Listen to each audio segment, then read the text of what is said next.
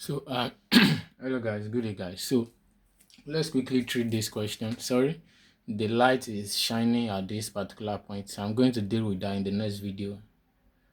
I'm going to get a round light that, will not be pointing straight, but let's just manage it for the meantime. 3-point charges, Q1, 5.0 nanocoulomb, Q2, 1.0 nanocoulomb, Q3, negative 3.0 nanocoulomb are located at 0 centimeter, 2 centimeter, and 4 centimeter on the x-axis. Take note, x-axis to be precise. This y-axis is not there, but you can draw it, there's no problem. But let me just leave it. Okay, let's just draw it. But our focus is on the x-axis. So at this origin, 5, 1, and 3. So we have 0, 2, and 4. So this 5 is at the origin. So here we have our what? 5 times 10 raised power negative 9 coulomb. It's nanocoulomb. So nanocoulomb is 10 raised power minus 9. So this one is at, so let's say from this point to this point is 2 centimeter, which is sent in as 0.02 meter, right? So at this point, we have the 1 nanocoulomb, which can be written as 1 times 10 raised power minus 9 coulomb. Nano equals to 10 raised power minus 9. Don't let us forget that. So the third one, negative, the Q3, is at the 4.0 centimeter. So from here to here, so here we have our Q3, negative 3 times 10 raised power minus 9 coulomb. So this origin, this at 0.2, this at 0.4. This 0.4 is not from here to here. This 0.2 is from the origin. This 0.4 is also from the origin. So this 0.4 is from here to here. So which can be written as 0.04 meter. It's 4 centimeter. So 3 point, there is no negative x there. Everything is on the positive x-axis. The origin, this plus to this plus. Assuming we have any chart that is on the negative axis, we would have added it. There is none on the y-axis. There is none on the negative x. Everything is on the positive x-axis. This is not axis. This is just the sign of the charge, showing that it's negative charge. It's not on the negative plane. This is our Cartesian plane. It's on the positive x-axis. I hope that's clear. So we know, and so we are going to calculate the total electric force, F23, that is the force exerted by Q2. It is stated F23 exerted by Q2 and Q3 on Q1. So we need to first find the one that Q2 exert on Q1 first. Then we now find the one that Q3 also exert on Q1. Then we add them together. What we are asked to find is the force that both Q2 and Q3 exert on Q1. So we can't find, you can actually find them once, just do your addition, but it's better to just find them one by one. Now let's find the one that Q2 exert on Q1 first. So what's Q2? These are Q1. These are Q2. These are what? Q3. So the force exerted by Q2 on Q1. Let's first find the magnitude. The magnitude first. Don't forget, Coulomb's law says F equals to what? K Q1 Q2 over what? R square. Isn't it? The magnitude of Q1 and Q2. Right? So now, that means what's our K? Don't forget, K is approximately 9 times 10 raised to power 9. This K, approximately 9 times 10 raised to power 9 is 8.98 something, but we can approximate it to 9 times 10 raised to power 9. The unit now will be what? It's going to give us Newton meter square per coulomb square. The unit for K. So K equals to, is approximately 9 times 10 raised to power 9 Newton meter square per coulomb square. Are we together? That's the value of our K. So this F, the force exerted by Q2 on Q1. So let's say F21. Is that clear? Force exerted by Q2 on Q1. So it's going to give us 9 times 10 raised to power 9. 9 times 10 raised to power 9, sorry. Multiply by, what's Q1? Q1 is this, 5 times 10 raised to power minus 9. 5 times 10 raised to power minus 9. What's Q2? 1, sorry, times Q2. Our Q2 is 1 times 10 raised to power minus 9. Is that clear? Divided by R.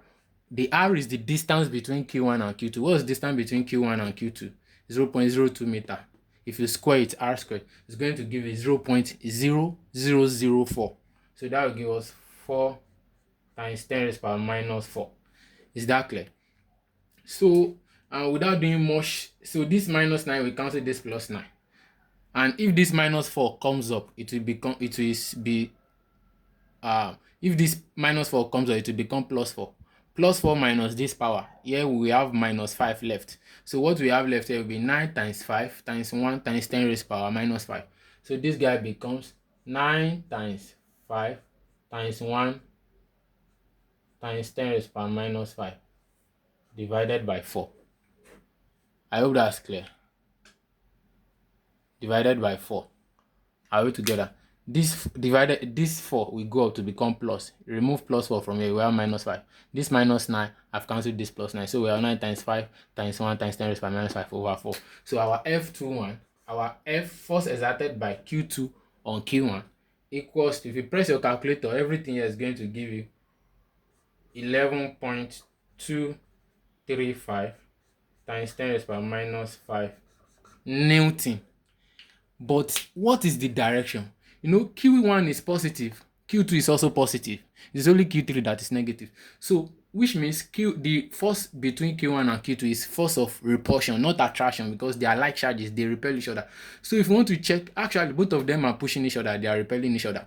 But our focus is on the one Q2 is exerting on Q1. The question is the one Q2 and Q3 are exerting on Q1, but we are looking for Q2 first. The one Q2 is exerting on Q1. So we are not considering the one Q1 is exerting on them. So we are focusing on the one they are exerting on Q1. So taking Q2 first. Force exerted by Q2 on Q1 is a force of repulsion, which means Q2 is pushing Q1. So if Q2 is pushing Q1, where will Q1 be going? Here. So Q1 is going to the negative x-axis.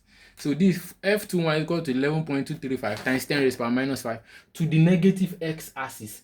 That's one thing you need to take note of, to negative x-axis. Please take note of that, to the negative x-axis. That's very important. So now let's find the other one. We've gotten F21. Now F31, that is the one exerted by Q3 on Q1. The one exerted by Q3 on Q1. Sorry. F21 equals to 11.235 times 10 raised by minus 5 Newton to the negative x-axis. To the negative x-axis. Sorry, I didn't prepare so much for this. Like, I mean, in terms of where I am is not convenient. But don't worry, the next video is going to be far better. So now let's find F3, the force exerted by Q3 on 1. So we have K, Q1, Q3. Then we are only going, if you are doing the force exerted by Q2 on Q1, we are only considering charge 2 and charge 1. Now we are looking force exerted by Q3 on Q1. So we are only considering charge 1 and charge 3 over what? R squared. What's our K? 9, approximately 9 times 10 raised power 9. What's our Q1? Our Q1 is 5 times 5 times 10, 5 times 10. I'm just testing this position today. In the next video, don't worry. 5 times 10 raised power minus 9. What's our Q3? Our Q3 is 3 times 10 raised power minus 9. Don't put this minus in the formula. Coulomb's law is the magnitude. You can see absolute value. So you don't need this minus. This minus is what we determine whether it's force of attraction or repulsion. You don't put it in the formula. If you put it, you are doing another thing entirely.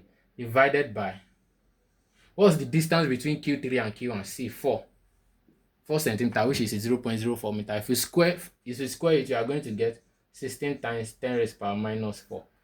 So this one will now be 9 times, this 10 raised power 9 will cancel 10 raised power minus 9.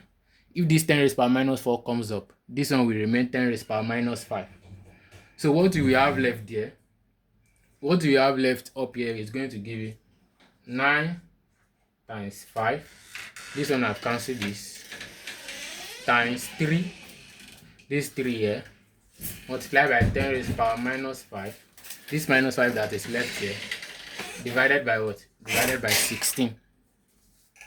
This one has gone up to remove from this, so we have divided by 16 left below. So what we now have in total is going to be, we're almost done now.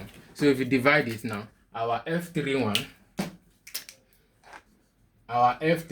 is now this times 9 times 5 times 3 times 10 raised to the power minus 5 divided by 16 is going to give us something like 8.426 times 10 raised to the power minus 5 Newton. So that's the magnitude. Now look at what's going to happen now. One beautiful thing is going to happen now. So now you can see that Q1 and Q3, they are unlike charges. This one is positive, like we know. This one is negative. And unlike charges, those what they attract. So the force, don't forget, Q1 is also exerting one force on Q3, but we are not checking that. We are checking the force that Q3 is exerting on Q1, because that's what the question asks. The one that Q2 and Q3 are exerting on Q1. We've done Q2 on 1, so we are doing Q3 on 1. So, Q3 is opposite charge to Q1, which means Q3 will be what? Attracting Q1. So that means Q3 will be attracting Q1 to the positive x-axis to itself here. Initially Q2 was pushing Q1 away, but now Q3 is attracting it back. So this one is to the positive x-axis. Are we together? Now, what will now be the total force on Q1? This one is pushing Q1. This one is attracting Q1. Some is going to look like you are going to subtract, because one is pushing away, one is attracting back. So we are now going to check the net force, total force on Q1. So let's check which one is bigger. So the force at which Q2 is pushing Q1 away is bigger than the force at which Q3 is attracting Q1 back. So at the end of the day, you should know that Q1 eventually is going to go this side at the end of the day, because the one that is pushing it to negative x, C11, is bigger than the 8 that is attracting it back. So at the end of the day, we have a net force that will push it to the negative x-axis. So now the total force on Q1 now will now be this minus this, because they are in opposite direction. This one pushing, this one attracting. Assuming both of them are pushing, you are going to add them. Or if both of them are attracting, we are going to add them. But one is pushing, one is attracting, so we are subtracting. So here we are going to have 11.235 times 10 raised to the power minus 5 minus 8.426 times 10 raised to the power minus 5. So F23, that is the force exerted by Q2 and Q3 on Q1, total, is going to give us, let me punch my calculator. So if you subtract, they both have the same standard for 10 raised to the power 5, 10 raised to the power 5. So you can just keep that on outside. So 11.235 minus 8.426, you have 2.809 times what? 10 raised to the power 5 Newton. So this is the magnitude of the force exerted by Q2 and Q3 on what? On Q1. That the net force exerted by these two on this. But where will it go? You have to put direction. This is not just the end, because this is not just the end. So it's going to the what? To the negative what? X-axis. To the negative x-axis. How do I know? Because F2 on 1 is pushing 1 to the negative x. F3 on 1 is attracting Q1 back to the positive x. But because F2 on 1 that is pushing into the negative x is bigger than this one, so at the end of the day, Q1 is going to go to the negative. So this is our final answer. Let me check again. That's 11.235 minus 8.426.